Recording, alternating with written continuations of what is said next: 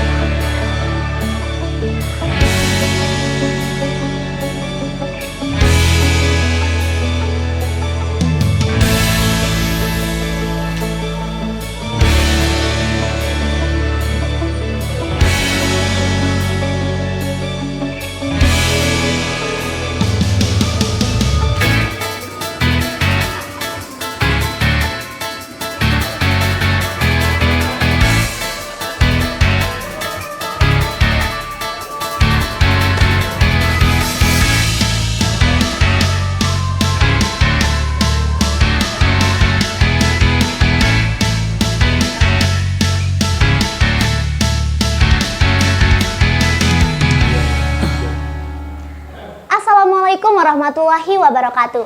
Halo sahabat cerdas, kembali lagi bersama saya Ulfitri di ruang podcast SMA Negeri 1 Pototano. Nah sahabat cerdas, kali ini kita sudah bersama dengan Bapak Agus Siswo Uji Utomo SPD selaku Kepala Balai Teknologi Informasi dan Data Pendidikan Provinsi Nusa Tenggara Barat. Nah, tema kita kali ini yaitu transformasi digital pendidikan di Nusa Tenggara Barat. Siap. Nah, sebelum itu kita bisa sapa dulu yuk sahabat cerdas Bapak Agus Siswo Uji Utomo. Halo Bapak. Halo Mbak Vivi, sehat? Alhamdulillah sehat. Bapak bagaimana kabarnya? Alhamdulillah sehat dan luar biasa. Wah, alhamdulillah ya. Nah Bapak, bagaimana Balai Teknologi Informasi Data Pendidikan Provinsi Nusa Tenggara Barat menyeimbangkan integrasi teknologi modern dalam proses pembelajaran dengan tetap menghargai dan melestarikan nilai-nilai budaya lokal yang kaya di Nusa Tenggara Barat. Dan apakah ada upaya nih untuk mengembangkan konten pembelajaran yang relevan dengan kearifan lokal? Waduh, panjang sekali pertanyaan sampai lupa saya pemirsa nih. Baik, saya coba merinci satu persatu ya. Oke.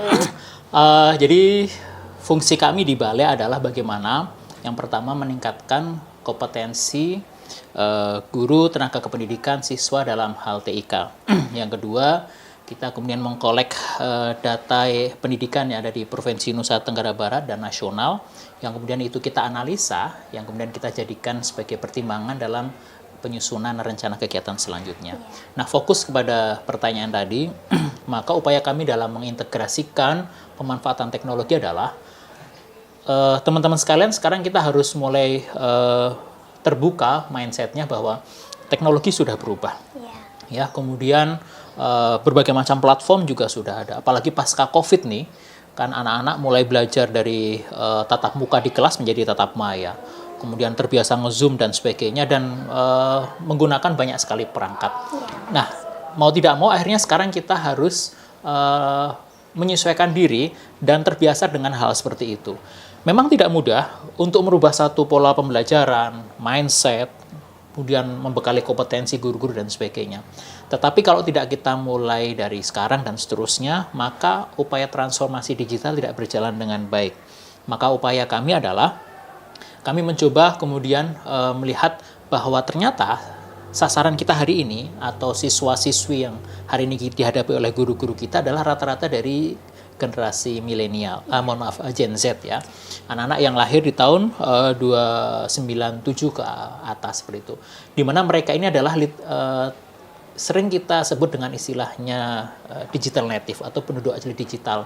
Mereka sangat melek teknologi, terbiasa dengan perangkat, dengan fitur-fitur platform dan lain sebagainya. Maka sekarang bagaimana hal ini kita sesuaikan dengan kegiatan pembelajaran di kelas, namun tidak meninggalkan budaya-budaya atau kearifan lokal. Nah, salah satu yang kami upayakan adalah anak-anak tidak kita jauhkan dari yang namanya perangkat, tetap kita bebaskan mereka untuk memanfaatkan HP mereka, gadget dan lain sebagainya, tapi dengan catatan jangan banyakkan main game ya. Nah, itu dengan berbagai macam event kegiatan. Contoh yang sudah kami lakukan adalah bagaimana siswa dimotivasi kita rangsang untuk menceritakan, mengkisahkan kepada seluruh masyarakat NTB, bahkan Indonesia dunia, tentang hal-hal yang unik di sekolahnya, kearifan lokal yang ada di sekitarnya, daerah di sekolah tersebut, budaya-budaya, kemudian nuansa alam, sumber daya alam, dan lain sebagainya, di dalam bentuk short movie misalnya. Di situ kemudian kita lombakan dan akhirnya kita putuskan anak-anak yang kemudian mendapatkan juara. Tentu tidak semuanya mendapatkan juara, tetapi pengalaman berharga bagi mereka mengenali lingkungan sekitar, kearifan lokal, budaya, kemudian mereka memindahkannya ke dalam bentuk dunia maya melalui berbagai macam platform. Nah, itulah upaya kami mengintegrasikan kecanggihan teknologi pembelajaran dengan kondisi anak-anak hari ini. Oke, baik, luar biasa sekali. Nah, Bapak, dengan pesatnya perkembangan teknologi, bagaimana Balai memastikan bahwa para guru di Provinsi Nusa Tenggara Barat ini memiliki kompetisi yang memadai untuk memanfaatkan teknologi dalam pembelajaran? Dan program-program apa saja yang telah dilakukan untuk meningkatkan literasi digital guru, khususnya di daerah-daerah terpencil? Baik, ini menjadi tantangan kita semua tentu saja. Betapa COVID ini, tadi sudah saya jelaskan Mbak Vivi, yang merubah semua tatanan kehidupan kita di sekolah, di kelas, dan lain sebagainya. Nah, guru-guru pada awalnya mungkin kaget ya, terbiasa kemudian menulis di papan tulis, menggunakan whiteboard, kapur, dan lain sebagainya. Kalaupun menggunakan perangkat, biasanya mentok di menggunakan PowerPoint dengan LCD dan sebagainya. Tiba-tiba sekarang guru-guru dihadapkan banyak sekali platform teknologi yang dirilis oleh pemerintah pusat, yang mau tidak mau guru-guru ini harus memahami platform itu. Nah, ini tentu menjadi tantangan bagi Dinas Pendidikan dan Kebudayaan Provinsi Nusa Tenggara Barat. Nah, disinilah kami hadir, memastikan bahwa program yang dimiliki oleh pusat bisa diterapkan di sekolah-sekolah. Guru-guru kemudian juga sudah siap memanfaatkan platform itu, dan anak-anak merasa nyaman, enjoy, senang dengan platform itu. Maka yang sudah kita lakukan adalah dengan melaksanakan berbagai macam kegiatan fasilitasi, ada workshop, ada BIMTEK terkait dengan pemanfaatan TIK untuk pembelajaran. Simple. Kalau kita misalnya buka Google, itu kan di sana, atau Google Workspace misalnya, di sana ada banyak sekali fitur-fitur yang ternyata Mbak Vivi bisa dimanfaatkan oleh guru-guru. Contoh Google Classroom, Google Sheet, Google Doc, Google Slide, dan lain sebagainya. Nah, itu kita sampaikan kepada mereka. Belum lagi fitur-fitur atau aplikasi-aplikasi yang membuat anak-anak menjadi menarik ketika belajar dengan itu. Misal, dulu mungkin kalau evaluasi, guru-guru menyampaikan, anak-anak silakan buka halaman sekian sampai sekian, kerjakan di buku tulis, nanti dikumpulkan. Bagi generasi hari ini, maka itu sangat membosankan, Mbak Vivi. Maka bagaimana misalnya sekarang kita manfaatkan berbagai macam platform. Ada Quizzes, ada Kahoot. Ya, anak-anak tetap diperbolehkan menggunakan handphone di kelas, tapi untuk pembelajaran mereka bisa selesai mendengarkan guru menyampaikan materi, kegiatan evaluasi tidak lagi manual, tetapi langsung menggunakan perangkat misalnya. Mereka bisa berkompetisi, kegiatan kelas menjadi lebih meriah, dan anak-anak bersemangat. Nah, itulah yang sudah kami lakukan Dan tantangannya tentu ada Mbak Vivi, contoh misalnya beberapa daerah di Nusa Tenggara Barat ini ternyata mungkin tidak seberuntung di SMA 1 Pototano, di mana di sini koneksi internet berjalan dengan lancar, perangkat di mana-mana ada, dan anak-anak rata-rata saya yakin memiliki handphone dan sebagainya. Nah, beda kendala, beda masalah ketika di beberapa daerah-daerah NTB yang terpencil itu, di mana di sana blank spot, rata-rata mungkin anak-anak tidak memiliki perangkat yang memadai karena keterbatasan. Nah, tetapi yang menjadi tantangannya adalah bahwa transformasi digital harus tetap dilaksanakan. Maka kita bisa memanfaatkan laboratorium misalnya, atau kita bisa berbagi dengan temannya. Kita juga punya kelas-kelas, kelompok-kelompok kecil misalnya. Mungkin ketika di satu kelas hanya ada beberapa perangkat, bisa pembelajaran dilakukan dengan berkelompok. Sehingga anak-anak tetap bisa belajar, guru-guru bisa menyampaikan materi pembelajaran, dan transformasi digital tetap bisa kita lanjutkan, Mbak Vivi. Oke, baik. Nah, selain pemerintah daerah, pihak mana saja yang menjadi mitra strategis Balai dalam mengembangkan teknologi pendidikan di NTB, dan bagaimana kolaborasi dengan pihak swasta, perguruan tinggi, dan masyarakat sipil sehingga dapat mempercepat transformasi pendidikan di Nusa Tenggara Barat? Siap, Mbak Vivi. Luar biasa, pertanyaan yang menarik. Menjadi sebuah keniscayaan bahwa hari ini kita harus bertransformasi digital, ya. Dan itu menjadi semangat kita bersama untuk mengejar berbagai macam ketertinggalan, memajukan pendidikan dan lain sebagainya. Nah, kita menyadari bahwa beban berat ini tidak bisa kita emban sendiri, tidak bisa kita bangun sendiri, tentu butuh kolaborasi. Di sana kita perlu berkolaborasi dengan unsur pentahelix, ya. Ada akademisi, ada bisnis, ada corporate, kemudian ada media dan lain sebagainya. Nah, masing-masing menyadari fungsinya dan masing-masing menyadari perannya. Nah, disitulah kita mencoba mempertemukan benang merah itu. Kami di Dinas Pendidikan memiliki program untuk melakukan transformasi digital, maka kita butuh partner dengan pihak yang lain. Contoh dengan akademisi, kita sudah berkolaborasi dengan berbagai macam perguruan tinggi. Mereka memiliki banyak sekali support kepada kami. Di antaranya adalah dosen-dosen biasanya melakukan peningkatan kompetensi untuk guru-gurunya. Mereka juga punya sarana-sarana yang mungkin bisa dimanfaatkan. Atau mereka biasa kita jadikan sebagai guru tamu untuk berbagi praktik baik. Atau misalnya dengan pihak swasta. Beberapa operator-operator seluler itu bekerjasama dengan kita, khususnya di daerah-daerah terpencil, menyediakan sarana internet gratis misalnya. Yang itu tentu akan sangat membantu kami. Mungkin kalau dari sisi anggaran kita terbatas tidak bisa menjangkau semua sekolah, maka dengan kehadirannya pihak ketiga, pihak swasta, media dan lain sebagainya, ini tentu bisa mempercepat proses transformasi digital dan tentu bisa menginspirasi berbagai praktik-praktik baik yang pada akhirnya nanti semua sekolah memiliki inspirasi untuk memajukan sekolahnya itu. Oke, baik. Nah, yang terakhir nih Bapak. Siap. Apa visi misi Bapak untuk pendidikan di Nusa Tenggara Barat dalam 5 tahun ke depan? Dan teknologi apa yang menurut Bapak akan menjadi kunci dalam mewujudkan visi tersebut?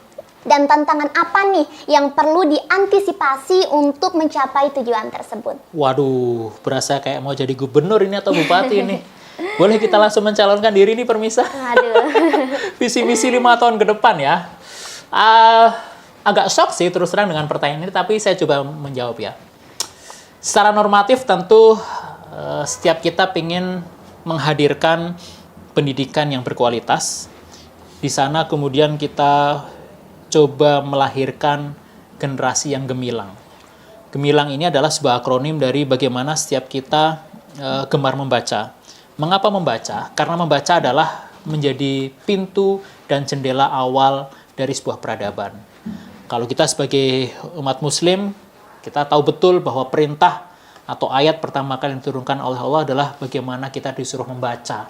Supaya dengan baca kita banyak informasi, kita tahu segala hal, dengan tahu kita bisa melakukan analisa, kita kemudian lebih menjadi arif, bijaksana, lebih santun, dan lain sebagainya. Itu yang pertama. Kenapa membaca? Karena kita menyadari, Mbak Vivi, bahwa di Nusa Tenggara Barat ini indeks literasi kita terus terang masih di bawah rata-rata nasional. Nah, ini tentu menjadi komitmen kami di Dinas Pendidikan khususnya dan masyarakat umumnya dan pihak-pihak yang lain untuk bagaimana mengejar ketertinggalan itu. Yang kedua adalah gemilang itu bagaimana kita mewujudkan generasi yang inovatif. Kenapa inovatif? Transformasi digital sangat relate dengan hal-hal yang sifatnya kreativitas, inovasi, dan sebagainya. Maka itu tidak boleh kita lepaskan dari bagaimana potensi setiap anak itu coba kita munculkan, coba kita kembangkan, dan biarkan mereka berkreativitas, ide-ide mereka biarkan mengalir, biarkan mereka berinovasi sebagaimana SMA 1 Poto Tano memiliki podcast yang sangat wow ini. Tadi Pak Marjan juga menyampaikan banyak sekali program-program yang unik. Ini bagian dari upaya inovasi sekolah, saya pikir. Dan terakhir adalah bagaimana melahirkan generasi yang berpetualang dan generasi yang pemenang. Artinya membebaskan anak-anak untuk mengeksplor potensi dirinya, membebaskan mereka untuk berkreativitas, membebaskan mereka untuk bereksplorasi, sehingga mereka punya pengalaman-pengalaman menarik, dan disitulah kemudian mereka belajar dalam arti sesungguhnya, bagaimana mereka bisa menangkap nilai praktik baik, hal-hal yang positif dari apa yang mereka pelajari. Dan tantangan itu tentu banyak sekali Mbak Vivi, jadi hari ini kita melihat rata-rata anak-anak, mohon maaf mungkin menurut saya masih memanfaatkan perangkat ini hanya untuk main game ya, secara maksimal ya, kebanyakan. Atau mungkin yang cewek-cewek banyakan buat TikTokan, sosmedan dan lain sebagainya. Nah, coba sekarang kita buat komitmen nih, anak-anak boleh kok kalian ini bersosmed ria, TikTokan, Instagraman, atau mungkin yang cowok-cowok suka mabar dan sebagainya, tetapi kita imbangi dengan hal yang positif. Misalnya kita manfaatkan perangkat ini untuk pembelajaran, kita boleh mungkin kita buka konten-konten yang sifatnya untuk hobi atau senang-senang, tetapi tolong buka juga dong konten-konten yang sifatnya belajar itu, supaya belajar itu tidak melulu hanya di kotak-kotak yang bernama kelas, tapi ternyata dengan perangkat ini anak-anak juga bisa belajar. Ya, benar sekali Bapak. Baik sahabat cerdas, mungkin cukup sekian perbincangan singkat kita dengan Bapak Siswo. Sebelumnya terima kasih kami ucapkan. Sama-sama, semoga apa yang Bapak ini sampaikan tadi bisa memberikan pengetahuan, wawasan, dan inspirasi untuk kita semua ke depannya. Nah sahabat cerdas, sampai jumpa di episode podcast yang selanjutnya. Wassalamualaikum warahmatullahi wabarakatuh. Waalaikumsalam warahmatullahi wabarakatuh.